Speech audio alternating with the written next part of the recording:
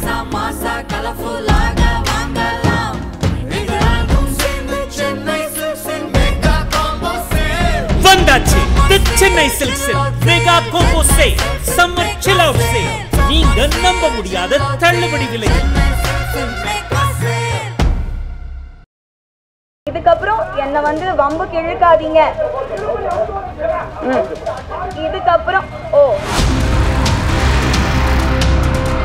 என்ன தப்பா எடுக்க சொல்லுங்க சார் சம்மருக்கு நீங்க போட்டிருக்க வந்து இங்க இவ்வளவு பேர் பேசுறீங்களே அன்னைக்கு ஒருத்தர் கூட நீங்க அவர் தப்பா பேசலையா சரி வெல் அண்ட் குட் அவர் தப்பா பேசலன்னு சப்போர்ட் பண்ணீங்கன்னா வெல் அண்ட் குட்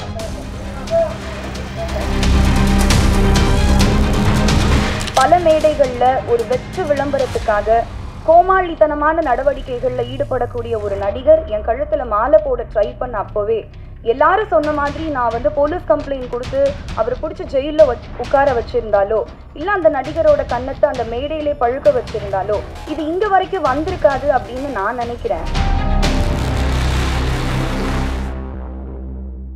நான் அணிஞ்சிருந்தது வந்து சம்மருக்கான ட்ரெஸ்ஸா அப்படின்னு, அதாவது சம்மருக்கு இது மாதிரி ஸ்லீவ்லெஸ் போட்டுட்டு காற்று வாங்கிட்டு வந்திருக்கிறியாமா அப்படின்றது தான் நீங்கள் கேட்ட கேள்விக்கான பொருள் அப்படின்னு எனக்கு ஒரு 5 செகண்டில் புரிஞ்சுது. ஆனால் நான் வந்து அந்த இடத்துல கோவப்படுறதா இல்லை தொகுப்பாளினியா மேடை நாகரிகம் கருதி அமைதியாக பதில் சொல்கிறதா அப்படின்ற குழப்பத்திலேயே நான் அந்த இடத்த கடந்து போயிட்டேன். அதுக்கப்புறம் நான் வெளியே வந்து உங்களை தேடினேன், நீங்கள் இல்லை. எல்லாரும் நான் உங்களை சரியாக உங்களுக்கு பதில் சொன்னேன்னா என்னன்னு எனக்கு தெரியல, ஆனால் மக்கள் எல்லாம் உங்களுக்கு ரொம்ப அழகான பதில்களையும் கேள்விகளையும் கேட்டிருந்தாங்க. அதை விட தாண்டி சக பத்திரிகையாளர் ஒருத்தர் ஒன்று எழுதியிருந்தார் அந்த விஷயத்தை பற்றி, அதை இங்கே படிக்கணும் அப்படின்னு ஆசைப்படுறேன். எப்படி உடை அணிய வேண்டும் என்பதை அணியும் பெண்கள் தான் தீர்மானிக்க வேண்டும், பார்க்கும் கண்கள் தீர்மானிக்க கூடாது. அதிலும் பொறுப்பும் அனுபவமும் மிகுந்த ஒரு பத்திரிகையாளர் ஒரு பெண் தொகுப்பாளரின் உடை குறித்து இன்று சபையில் கேட்ட கேள்வி ஊடக அறத்தை கேலி கூத்தாக்கி விட்டது. இதே கேள்வியை ஒரு பெரிய நடிகையை பார்த்து கேட்கும் திராணி நமக்கு இல்லை அல்லவா? பெண் ஏன் எளிய பெண்களிடம் தன் பெண் மை இருக்கும் தைரியத்தில் கேட்க வேண்டும்? இன்று இந்த கேள்வி சமூக ஊடகம் எங்கும் ஒலிக்கிறது. இந்த கேள்வி ஒரு பத்திரிகையாளரின் கேள்வியாக பார்க்கப்படாது, ஒட்டுமொத்த தமிழக ஊடகத்தினரின் கேள்வியாக தானே பார்க்கப்படும். நாம் எரியும் கற்களை இயற்கை நமக்கே திருப்பி அனுப்பும் அப்படின்னு ஒரு பத்திரிகையாளர் எழுதியிருந்தாரு. அவருக்கு ரொம்ப நன்றி. அவர் பேரை தெரிஞ்சுக்கிறதுக்கு நான் ட்ரை பண்ண குரூப்ல தான் ஃபார்வர்ட் பண்ணியிருந்தாங்க.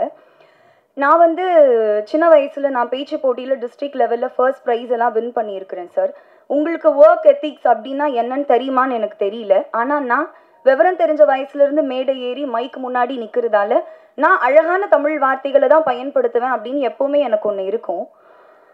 ஸோ இதெல்லாம் படித்ததுக்கப்புறம் மக்களோட கருத்துக்களை நீங்கள் படித்ததுக்கப்புறம் சக பத்திரிகையாளர் சொன்னதுக்கப்புறம் உங்களுக்கு கொஞ்சமாவது புரியும் அவங்க சொல்ல வருது அப்படின்னு நினச்சா அதை ஏற்றுக்கக்கூடிய மனநிலையில் நீங்கள் கொஞ்சம் கூட இல்லை அப்படின்னு உங்களோட ஃபேஸ்புக் பக்கத்தை பார்க்கும்போது தெரிஞ்சுது. அந்த கேள்வியை ரொம்ப நியாயப்படுத்தி ரொம்ப அபத்தமான விளக்கங்கள் கொடுத்து ரொம்ப வக்ரமான சொற்கள் அங்கேயும் நீங்கள் பயன்படுத்தியிருந்தீங்க. அதை பார்க்கும்போது எனக்கு வந்து நீங்கள் ஏன் இப்படி பண்ணுறீங்க, மாற மாட்டீங்களா, புரியாதா அப்படின்லாம் எனக்கு கேட்க தோணல. ரொம்ப வருஷமாக கேட்குறாங்க. எனக்கு இருந்த ஒரே கன்சர்ன் உங்களோட அடுத்த தலைமுறைக்கு நீங்கள் என்ன மாதிரியான மாரல்ஸையும் எத்திக்ஸையும் வேல்யூஸையும் கடத்துவீங்க அப்படின்றதான் என்னோட ஒரே எண்ணமாக இருந்துச்சு.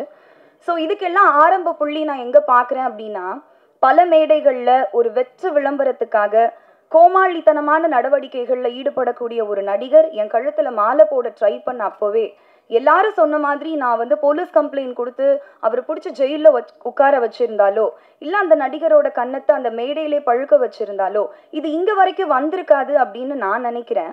ஏன்னா வந்து அமைதியாகவே இருக்கிறதுனால நான் ரொம்ப பலவீனமானவள் அப்படின்னு நினச்சிட்டு உங்களை மாதிரியான சில ஆண்கள் உங்கள் பலத்தை என்கிட்ட காட்டணும் அப்படின்னு நினைக்கிறீங்களான்னு எனக்கு தெரியல.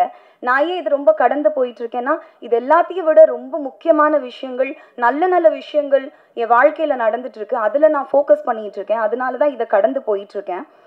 ஸோ நான் கேள்விப்பட்டேன் சார் உங்களுக்கு 50-60 வயசு கடந்துருச்சு, நீங்கள் வந்து பணி நிறைவு காலத்தில் இருக்கீங்க, ரிட்டையர் ஆக போகிறீங்கன்னு கேள்விப்பட்டேன். ஒன்றும் இல்லை, ஒன்றும் பிரச்சனை இல்லை, இது ரொம்ப ஈஸியான ஒரு விஷயந்தான். ஆரோக்கியமான உணவு பழக்க வழக்கங்களுக்கு மாறுங்க. ஒரு நாளைக்கு 3 லிட்டர் தவறாமல் தண்ணி குடிங்க. நடைப்பயிற்சியோ யோகாவோ தியானமோ ஏதாவது ஒரு வகுப்புல சேருங்க, இயற்கையை ரசிங்க, சந்தோஷமா இருங்க, பாசிட்டிவான விஷயங்களை பேசுங்க. இது சீக்கிரமா சரியாயிரும் அப்படின்னு நான் நினைக்கிறேன்.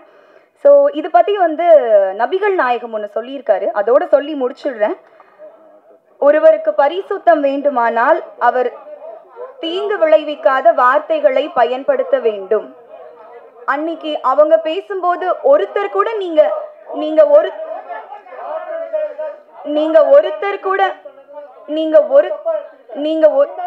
என்ன சார் தப்பா எடுத்தேன் சொல்லுங்க, என்ன தப்பா எடுத்தேன் சொல்லுங்க சார். சம்மருக்கு நீங்க போட்டிருக்க இங்க இவ்வளவு பேர் பேசுறீங்களே, அன்னைக்கு ஒருத்தர் கூட நீங்க அவர் தப்பா பேசலையா? சரி, வெல் அண்ட் குட். அவர் தப்பா பேசலன்னு சப்போர்ட் பண்ணீங்கன்னா வெல் அண்ட் குட். ஓ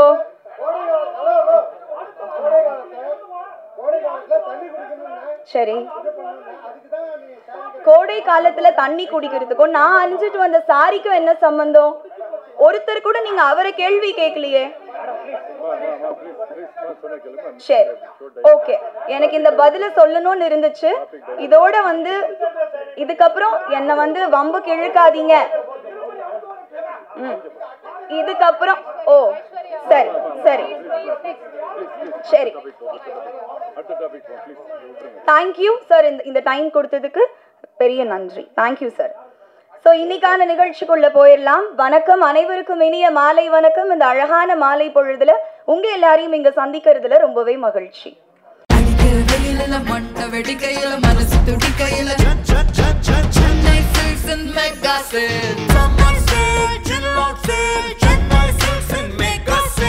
வந்தாச்சு தி சென்னை சில்க்ஸின் mega combo sale, summer chill out sale. நீங்க நம்ப முடியாத தள்ளுபடி விலையில்